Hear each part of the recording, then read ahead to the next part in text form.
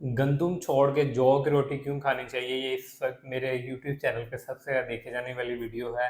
और सबसे ज़्यादा कमेंट्स और सबसे ज़्यादा सजेशन मुझे इसी वीडियो पे मिली थी कि आप जौ के फ़ायदे के ऊपर एक और वीडियो बनाएं। अस्सलाम वालेकुम, मैं हूं आपका माहिर ग़िज़ाई डॉक्टर ज़ुबैर अफजल और आप देख रहे हैं चैनल डॉक्टर जैक डाइट। उम्मीद करता हूँ सब खैरियत से होंगे और मेरी वीडियोस को एंजॉय कर रहे होंगे, अच्छी इन्फॉर्मेशन हासिल कर रहे होंगे और अपने लव वन के साथ भी शेयर कर रहे होंगे। आज का हमारा टॉपिक है बेसिकली गंदुम की रोटी छोड़ के जौ की रोटी क्यों खानी चाहिए।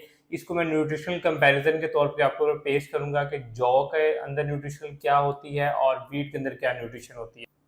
100 ग्राम जो जौ होती है उसके अंदर 23.9 ग्राम कार्बोहाइड्रेट्स होते हैं, 1 ग्राम फैट होता है, 3 to 4 ग्राम प्रोटीन होता है, 17 ग्राम उसके अंदर बेसिकली फाइबर होता है और उसका ग्लाइसेमिक लोड जो है वो 8.7 से 9.2 तक होता है। ये जौ का न्यूट्रिशन कंपैरिजन। 100 ग्राम जौ की जो कुक्ड रोटी होती है पकी हुई, उसके अंदर 120 कैलोरीज होती हैं। अब कंपैरिजन करते हैं गंदुम के साथ। गंदुम का जो न्यूट्रिशनल चार्ट है वो कुछ इस तरह से है। गंदुम के 100 ग्राम गंदुम के अंदर बेसिकली 46 से 48 ग्राम कार्बोहाइड्रेट्स होते हैं, 8 ग्राम उसके अंदर प्रोटीन होता है, 4 to 6 ग्राम उसके अंदर फैट होता है, 12 ग्राम उसके अंदर फाइबर होता है और उसका ग्लाइसेमिक लोड जो है वो 26 से 28 होता है।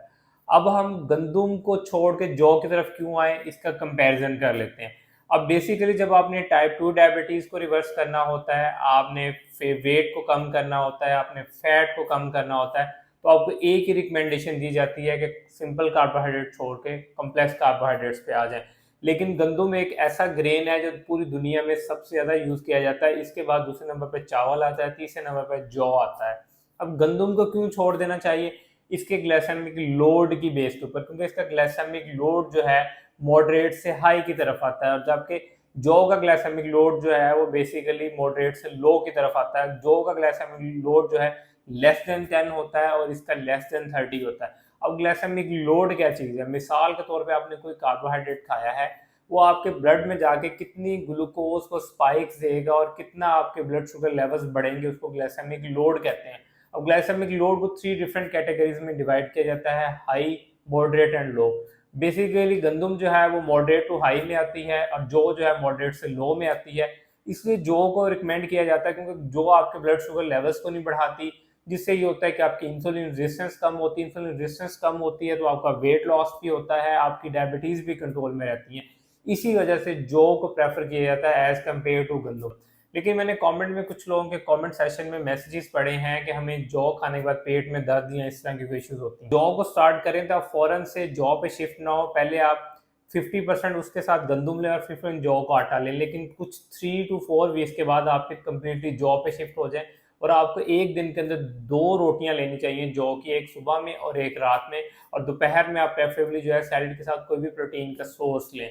अब जौ के साइंटिफिकली कहीं प्रूव हुआ है कि क्या बेनिफिट है? जी बिल्कुल। एक रिसर्च पब्लिश हुई थी कुछ टाइम पहले, जिसके अंदर उन्होंने 4 डिफरेंट ग्रुप्स को लिया था और उसमें 91 लोगों के ऊपर उन्होंने ये एक्सपेरिमेंट किया था। उसका मैं डिस्क्रिप्शन में लिंक भी रिसर्च का मेंशन कर दूंगा, अगर किसी ने पढ़ना हो तो वहां से जाके पढ़ सकता है उस रिसर्च को। उन 91 लोगों को उन्होंने 4 डिफरेंट ग्रुप्स में तकसीम किया था। पहला ग्रुप ये था जो टाइप 2 डायबिटीज के साथ था और उन लोगों को उन्होंने क्या किया कि 70% उन्होंने गंदुम का आटा लिया और 30% जौ का आटा लेके उनको एक मिक्स फ्लोर दिया खाने के लिए कि उनका डायबिटीज कंट्रोल दे सके। दूसरा उन्होंने क्या किया कि 50% जौ का आटा लिया, 50% गंदुम का लिया और तीसरा जो था सिर्फ उन्होंने जौ का आटा लिया।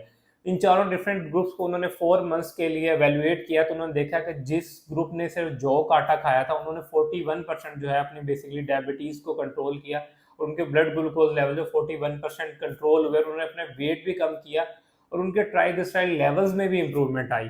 अब इसके बाद जो दूसरा ग्रुप था जिसमें 50 गंदुम थी 50 जौ थी, उसमें 21% इंप्रूवमेंट आई।